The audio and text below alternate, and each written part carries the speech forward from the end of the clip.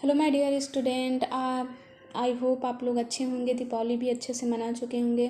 तो आइए अब हम लोग अपने स्टडी की तरफ चलते हैं। अगर जो मेरे चैनल पे न्यू बंदे हैं, मेरे चैनल को लाइक सब्सक्राइब करें, शेयर करें। और बाकी जो बच्चे जुड़े हैं पहले से, उनको बहुत बहुत धन्यवाद। और आज आप लोग की वजह से ही मेरा एक चैनल का लिंक ओपन हो गया। Thank you so much. ऐसे ही आप लोग का प्यार मिलता रहे मुझे, और मेरे चैनल को सब्सक्राइब शेयर कमेंट करते रहें।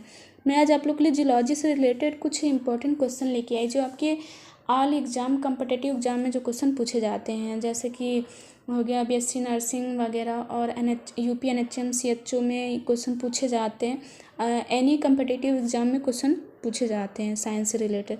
तो मैं सोची आप लोग को थोड़ा इसका नॉलेज कराती हूँ, है ना। तो मैं यहाँ पे आप लोग के लिए कुछ तैयार किया है। तो आते हैं, पहला क्वेश्चन हमारा क्या है। प्रसिद्ध ग्रीक दार्शनिक अरस्तु को जीव विज्ञान एवं जंतु विज्ञान का जनक कहा जाता है ना बेटा। अब ध्यान से देखिए यहाँ पे, जो प्रसिद्ध ग्रीक दार्शनिक हैं, अरस्तु को जीव विज्ञान एवं जंतु विज्ञान का जनक कहा जाता है। किसको? अरस्तु को कहा जाता है ना। वनस्पति विज्ञान का जनक किसे कहते हैं बेटा? तो थियोफ्रेस्टस को कहते हैं ना। यहाँ पे देखो, थियोफ्रेस्टस को कहते हैं बेटा। अब क्या? चिकित्सा विज्ञान का जनक हम हिप्पोक्रेटस को कहते हैं। देख लो, सब इंपॉर्टेंट है बेटा। ऐसे ही क्वेश्चन आपके कम्पिटिटिव एग्जाम में पूछे जाते हैं। कैरोलस लिनियस को वर्गीकरण का जनक कहा जाता है। वर्गीकरण, है ना।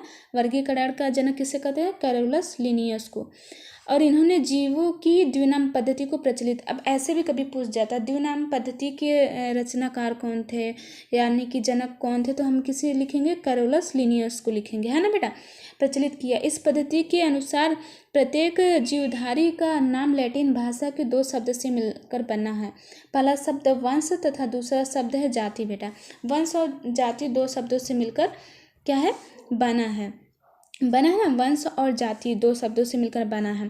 जैसे उदाहरण में, आज मैं आप लोग उदाहरण भी साथ में बता रही। उदाहरण में क्या है? एग्जाम्पल, मनुष्य का जैसे क्या हो गया? होमोसेपियंस, है ना। क्या हो गया? एक वंश हो गया, एक हमारा क्या हो गया? जाति। अब मेढक क्या हो गया? राना त्रिगना ना, तिगरीना। आम का क्या हो गया? Mangifera indica. सरसों क्या हो गया? बैरिसिका कंपेस्ट्रीस। लैमार्क द्वारा प्रस्तुत वर्गीकरण में जीवों को केवल दो जगतों, जंतु जगत एवं पादप जगत में विभाजित किया गया है ना बेटा। सब इम्पोर्टेंट है, यहाँ पे ध्यान देते रहो। अब भाग दूसरा हम देखते हैं। अमीबा एक अनिश्चित आकार वाला सूक्ष्म अकोशिकीय प्राणी। हमारा अमीबा होता है ना, अमीबा से भी कभी रिलेटेड क्वेश्चन पूछ देते हैं। तो क्या होगा? अनिश्चित आकार वाला सूक्ष्म अकोशिकीय प्राणी है। जंतुओं का सबसे बड़ा संघ क्या होता है वो बेटा? जंतुओं का सबसे बड़ा संघ क्या है? संघ आर्थ्रोपोडा है। क्या? संघ आर्थ्रोपोडा, है ना। फीता कृमि या टीनिया मनुष्य की आंत में पाया जाने वाला एक रोगजनक क्या है? परजीवी है बेटा। एक रोगजनक परजीवी है। संघ प्रोटोजोआ के जंतु सबसे सरल होते हैं और इसे सृष्टि के प्रथम जंतु माने जाते हैं। ये सृष्टि के क्या कहलाते हैं बेटा? प्रथम जंतु कहलाते हैं। इसका शरीर एक कोशिकी होता है। इसका जो बॉडी स्ट्रक्चर होता है वो कितना होता है? 1 सेल्स होता है, यानी एक कोशिकी होता है, ठीक है। केचुआ एवं जोंक क्या होते हैं बेटा? द्विलिंगी प्राणी होते हैं। जो केचुआ और जोंक होते हैं, वे द्विलिंगी जंतु क्यों कहे जाते हैं? क्योंकि वो दोनों तरफ से अब चलने का कार्य करते हैं। आगे से भी चलते हैं, देखोगे केचुआ को, तो पीछे से भी चलता है। दोनों तरफ क्या होते हैं? मुख होते हैं उनके, दोनों तरफ होते हैं ना, तो इसलिए क्या कहते हैं? द्विलिंगी जंतु कहलाते हैं बेटा। अगला देखते हैं। सीपिया जैसे कुछ जंतु में हीमोसायनिन के कारण रक्त का रंग नीला होता है ना। सीपिया जैसे कुछ जंतु में, सीपिया को जानते होंगे।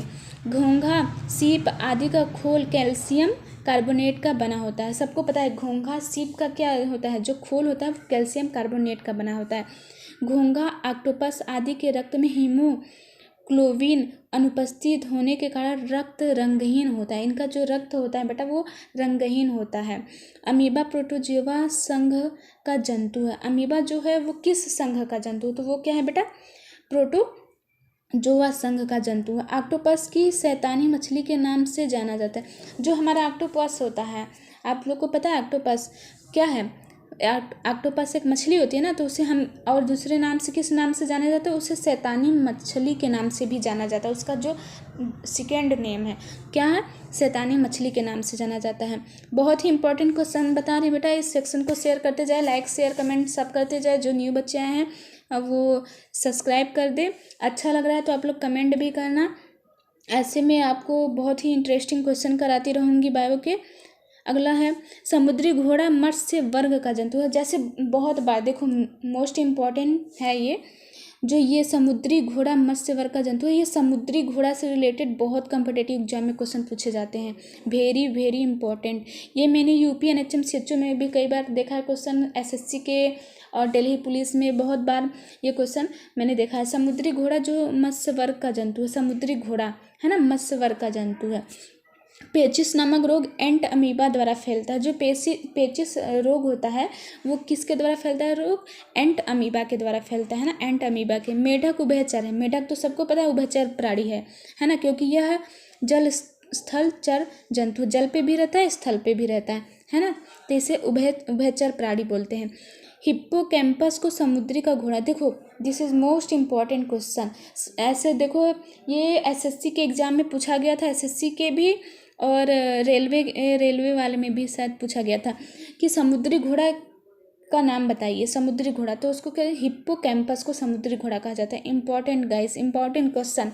यहाँ पे जितने भी क्वेश्चन करा रही है सब इंपॉर्टेंट है। मेढक त्वचा से श्वसन करने वाली प्राणी, मेढक है वो किससे श्वसन करती है, जैसे हम लोग हैं तो नोज से करते हैं, लेकिन मेढक क्या करती है, अपनी त्वचा से श्वसन करती है ना बेटा।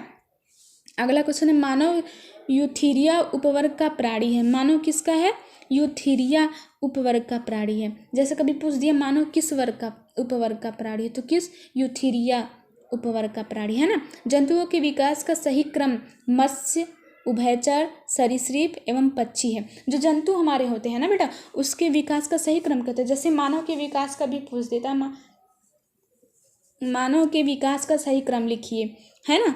ऐसे जंतु के विकास का सही क्रम तो क्या है, पहला मत्स्य है, फिर उभयचर, सरीसृप एवं पक्षी है, ठीक है। रॉबर्ट ब्राउन ने कोशिका में, देखो अब यहाँ पे पूछ दिया, ये भी बहुत इंपॉर्टेंट क्वेश्चन है गाइस। पूछ देगा कि कोशिका में केंद्रक की खोज किसने की थी, तो उसका आंसर क्या होगा, रॉबर्ट ब्राउन ने की थी। किसने की थी बेटा, रॉबर्ट ब्राउन ने की थी, है ना। अब कभी पूछ दिया यहाँ पे देखो मैंने ये भी बताया ना, कोशिका की खोज किसने की, तो रॉबर्ट हुक ने की थी, है ना। कोशिका में केंद्र की खोज, यहाँ पे देखो कोशिका में न्यूक्लियस है ना, न्यूक्लियस बोलते हैं ना, सेल्स में न्यूक्लियस की खोज किसने की थी, तो रॉबर्ट ब्राउन ने की थी। और कोशिका की खोज किसने की थी, तो रॉबर्ट हुक ने की थी। दिस इज, देखो क्वेश्चन तो एक ही है लेकिन यहाँ पे क्या है, कोशिका की खोज। अब यहाँ पे कोशिका में केंद्रक की, सेल्स में न्यूक्लियस की खोज रॉबर्ट ब्राउन ने की थी, कोशिका की खोज रॉबर्ट हुक ने की थी। कोशिका जीव की सबसे छोटी कार्यात्मक एवं संरचनात्मक इकाई होती है। जैसे कभी पूछ दिया कोशिका का डिफिनीशन बताइए, तो इसका डिफिनीशन ये है, कोशिका का डिफिनीशन कहते हैं, कोशिका जीव की सबसे छोटी कार्यात्मक एवं संरचनात्मक इकाई होती है। डिफिनीशन हो गया ये कोशिका का, है ना बेटा। बहुत ही इंपॉर्टेंट टॉपिक बता रही है आप लोग को। अगला देख रही, रिक्तिका में एंथोसायनिन जैसे पदार्थ होते हैं जिसके कारण फूलों का रंग लाल, नीला, पीला आदि होता है ना। सबसे लंबी कोशिका तंत्रिका तंत्र की कोशिका है। सबसे लंबी जो कोशिका है बेटा ध्यान दो, सबसे लंबी कोशिका तंत्रिका तंत्र की कोशिका है ना। कोशिका भित्ति केवल पादप कोशिका में पाया जाता है, यह सेलुलोज का बनाता है। देखो जो कोशिका भित्ति होती है वो सिर्फ पादप कोशिका में पाई जाती है। ये किसकी बनी होती है, तो बेटा सेलुलोज की बनी होती है। यह कोशिका को निश्चित आकृतियों में आकार बनाए रखने में सहायक होता है। ये जो होती है ना, ये कोशिका को निश्चित आकार में आकृति बनाने में सहायक करती है। सबसे बड़ी कोशिका शुतुरमुर्ग के अंडे की कोशिका होती है। तो जैसे ये भी कई बार देखो पूछ देता है, इंपॉर्टेंट क्वेश्चन है। सबसे बड़ी कोशिका अंडे की कोशिका किसकी है, शुतुरमुर्ग के अंडे की कोशिका है, ठीक है। ऊर्जा युक्त कार्बनिक पदार्थों का ऑक्सीकरण माइटोकॉन्ड्रिया में होता है ना। इसे ऊर्जा का घर भी कहते हैं। ऊर्जा का घर किसे कहते हैं, माइटोकॉन्ड्रिया कहते हैं, है ना, में होता है, जिसमें काफ़ी मात्रा में ऊर्जा प्राप्त होती है। इसलिए इसे माइटोकॉन्ड्रिया को कोशिका का शक्ति केंद्र कहते हैं, है ना। पावर हाउस ऑफ क्या है, माइटोकॉन्ड्रिया है। तो आज के लिए इतना ही। अगर अच्छा लगा हो तो ऐसे ही रिलेटेड क्वेश्चन मैं आप लोग के लिए लेती आऊँगी। जय हिंद।